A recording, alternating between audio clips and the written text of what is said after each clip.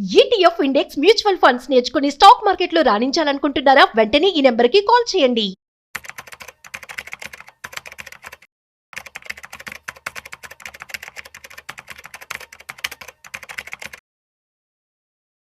Stock market సంబంధించి ఏవైతే third party apps కావచ్చు, స్టాక్ బ్రోకింగ్ యాప్స్, జెరోదా, గ్రోసో ఇటువంటి యాప్స్ అన్నిట్లో ఎవరైతే ఇన్వెస్ట్మెంట్ చేస్తున్నారో అలాంటి వాళ్ళు ఆల్మోస్ట్ గత 10 నెలలుగా 20 లక్షల మంది ఇన్యాక్టివ్ అయిపోయారట. అంటే ఇన్వెస్ట్మెంట్ చేయడం ఆపేశారు. ఎందుకని జరుగుతుంది? సో దీనికి కారణాలు ఏమై ఉండొచ్చు, అసలు ఎలా పెట్టుబడి పెట్టుకోవాలి, దీనికి సంబంధించి మరింత సమాచారం మనతో చెప్పడానికి ఇవాళ మనతో certified financial planner Madhavi Reddy garu ఉన్నారు. సో వారి మాటల్లో మరింత సమాచారం అడిగి తెలుసుకుందాం. హాయ్, హలో, నమస్తే, వెల్కమ్ టు సుమన్ టీవీ. నేను మీ Rajeev Pasupuleti. So let's start. So hi ma'am, నమస్తే. నమస్తే అండి. యా మ్యామ్, సో మనం చూస్తున్నట్లయితే థర్డ్ పార్టీ యాప్స్ జెరోదా కావచ్చు, గ్రో కావచ్చు, అందరూ కూడా చాలా నమ్మకంగా చూస్తూ ఉంటారు. ఇటువంటి వాటిలో 20 లక్షల మంది అంటే చాలా పెద్ద మాటే.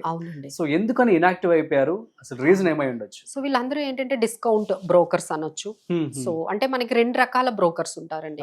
అంటే బ్యాంక్ బేస్డ్ బ్రోకర్స్ అంటారు. అంటే బ్యాంక్ నేమ్ తో వచ్చింది, like ICICI securities, HDFC securities, axis securities. వీళ్ళందరూ ఏంటంటే లైక్ ప్రీమియం బ్రోకర్స్ అని మనము అంటాము, లైక్ ట్రెడిషనల్ బ్రోకర్స్ అనొచ్చు.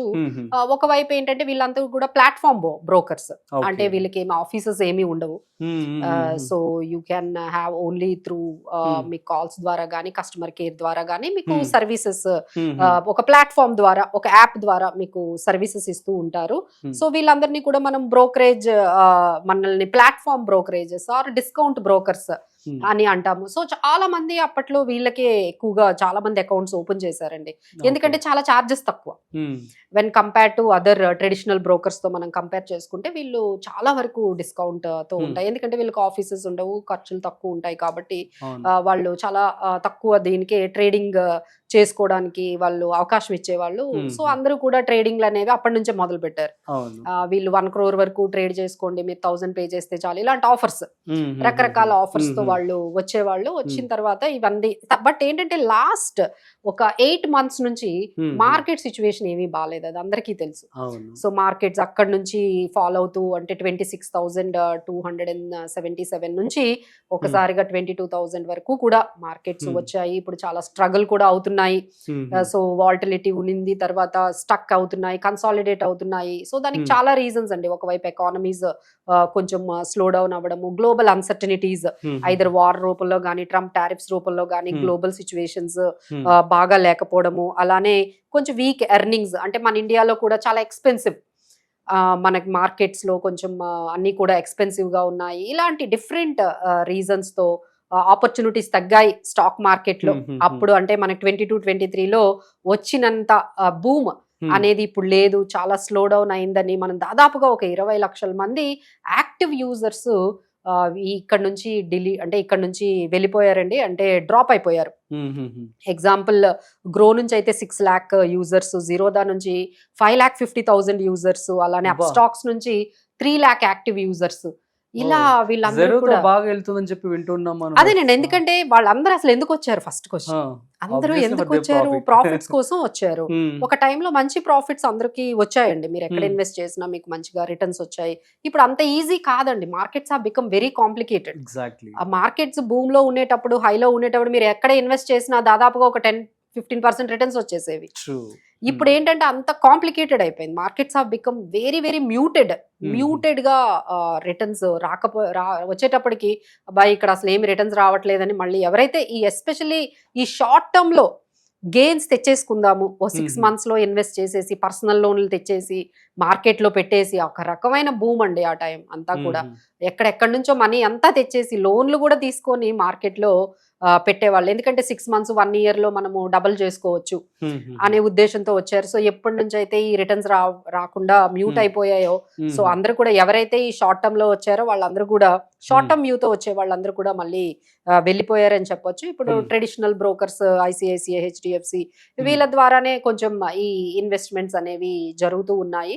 సో ఈ విధంగా మనము ఈ రకమైన చేంజ్ అనేది అయితే కనిపిస్తుందండి. ఒకవైపు ఏంటంటే సెబీ రెగ్యులేషన్స్ కూడా, అవును.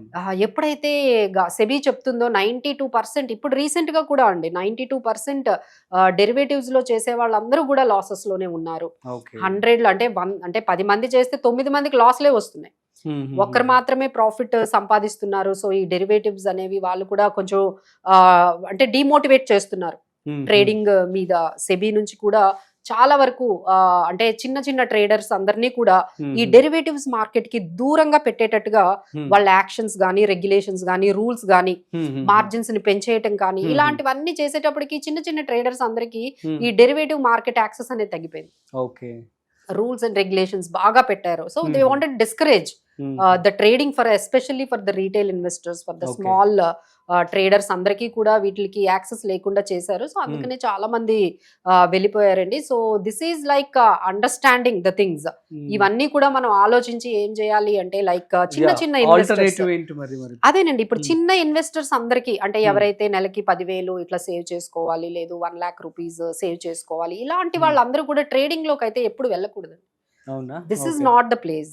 సో చిన్న ఇన్వెస్టర్స్ కి, రీటైలర్స్ కి, లేకపోతే స్మాల్ ఇన్వెస్టర్స్ కి, అలానే నాలెడ్జ్ కొంచెం తక్కువ ఉన్న వాళ్ళకి ఈ ట్రేడింగ్ అంటే ఏంటి, ఈ ట్రేడింగ్ మీద ఈ డెరివేటివ్స్ స్ట్రాటజీస్, ఈ టెక్నాలజీ, వీటి గురించి అసలు పెద్దగా అవగాహన లేని వాళ్ళకి, ఎస్పెషల్ ఎక్స్పీరియన్స్, మీకు ఎక్స్పీరియన్స్ కూడా లేని వాళ్ళకి ఈ ట్రేడింగ్ అనేది is not the right thing. So trading లో ఉన్నారు అంటే చాలా ఎక్స్పీరియన్స్డ్ ఉండాలి, చాలా టెక్నాలజీ ఉండాలి, చాలా క్యాపిటల్ బేస్ ఉండాలి ఫస్ట్ ఆఫ్ ఆల్. అంటే మీకు ఒక అమౌంట్ పోయినా మీ పర్సనల్ లైఫ్, మీ ఫైనాన్షియల్ లైఫ్ ఇంపాక్ట్ అవ్వకూడదు.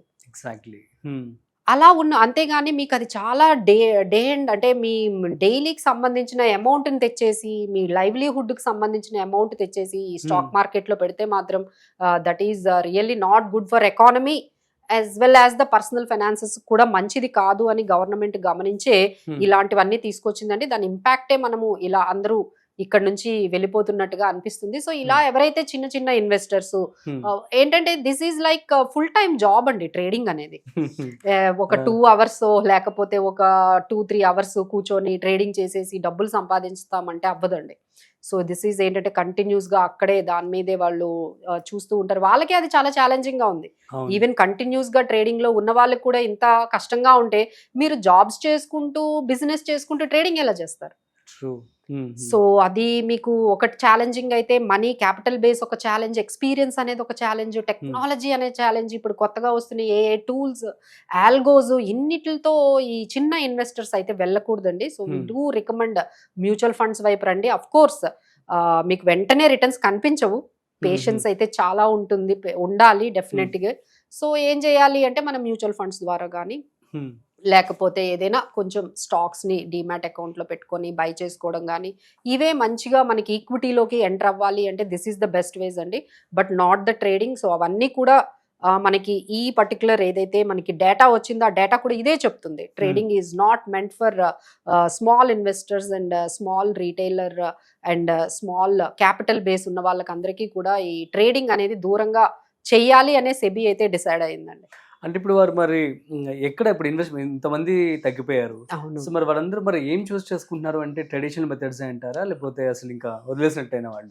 అసలు వీళ్ళందరూ ఎవరు, అసలు ఇలా ట్రేడింగ్ కోసం వచ్చి అక్కడ నుంచి మళ్ళీ వెళ్ళిపోతున్న వీళ్ళందరూ మెంటాలిటీ ఏంటి అనుకుంటే, వీళ్ళందరూ కూడా బెట్టింగ్ మీద కొంచెం ఇంట్రెస్ట్ గా చూపించే వాళ్ళ, అంటే ఒక బెట్టింగ్ కాకపోతే ఇది ట్రేడింగ్ ని కూడా ఒక బెట్టింగ్ గా చూసుకుంటున్నారు, ట్రేడింగ్ ని కూడా ఒక స్పెక్యులేషన్ గా చూస్తున్నారు. అంటే ఎక్కడో దగ్గర ఆపర్చునిటీ, ఎక్కడ మనం షార్ట్ టర్మ్ మనీ సంపాదించవచ్చో అక్కడ అన్నిటిలో కూడా వీళ్ళు ఎంటర్ అవుతూ ఉంటారు, అక్కడ ఆపర్చునిటీ లేకపోగానే ఎగ్జిట్ అయిపోతూ ఉంటారు. సో దీస్ ఆర్ ఆల్ ఎవరైతే ఎంట్రీ తీసుకున్నారో, ఎవరైతే ఇప్పుడు మనం వెళ్ళిపోయారని చెప్తున్నామో వీళ్ళందరి వ్యూ ఏంటంటే షార్ట్ టర్మ్ గా ఈ బెట్టింగ్ ద్వారా మనీ సంపాదించేద్దాము, 6 months లోనే మనీ డబుల్ చేసేసుకుందాము అనుకుంటూ ఆ మైండ్ సెట్ తో వచ్చిన వాళ్ళండి. బట్ ఇప్పుడు మార్కెట్స్ అయితే చాలా మెచ్యూర్డ్ అయిపోయాయి, చాలా టఫ్ అయిపోయిందండి, చాలా కాంప్లెక్స్ అయిపోయింది. It's not so easy to make money in the markets right now. Normal person కి అయితే డబ్బులు మార్కెట్ లో సంపాదించడం ఇప్పుడు అంత ఈజీ కాదు అనే విషయం తెలుసుకున్నారు. సో ఎగ్జిట్ అయిపోయారు. Super balm, thank you so much for the information. So guys అర్థమైంది కదా, మరి పెట్టుబడి చేసే ముందు సో ఎవరైతే స్మాల్ ఇన్వెస్టర్స్ ఉన్నారో మీరందరూ కూడాను so other platforms like mutual funds కావచ్చు, సిప్స్ ఇట్లాంటి వాటిలో పెట్టుబడి పెట్టుకోండి. అదే కనుక లార్జ్ స్కేల్ కనుక మీరు పెట్టుబడి పెట్టాలి అనుకున్నట్లయితే దెన్ మీరు స్టాక్ మార్కెట్కి వెళ్ళొచ్చు, అది కూడా ప్రాపర్ సర్టిఫైడ్ ఫైనాన్షియల్ ప్లానర్తో మాట్లాడుకొని ఆ తర్వాత మాత్రమే పెట్టుబడి పెట్టండి. That's it. సో మరొక ఇంట్రెస్టింగ్ కాంటెంట్తో మళ్ళీ కలుద్దాం. అంతవరకు చూస్తూనే ఉండండి సుమన్ టీవీ.